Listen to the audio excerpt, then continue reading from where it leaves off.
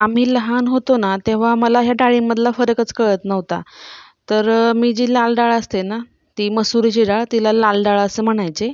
आणि जी तुरीची डाळ असते आणि मुगाची डाळ त्यातलं बारीक मोठी असल्यामुळं फरक कळून जायचा, किंवा मुगाची डाळ जी असते ती पित्तासाठी चांगली असते हे माहीत होतं. आणि जी हरभऱ्याची डाळ असते ती पूर्णासाठी वापरतात हे माहीत होतं.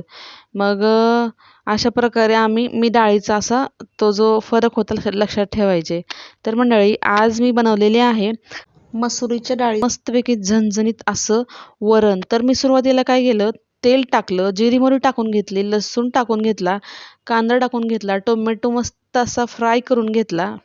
त्यासोबत थोडेफार मसाले टाकले, मीठ टाकलं, हळद टाकली, लाल तिखट, काळं तिखट टाकून जी डाळ आहे थोड्या वेळ धुवून भिजत ठेवलेली होती ती टाकून घेतली आणि मस्त असं वरण तयार केलेलं आहे.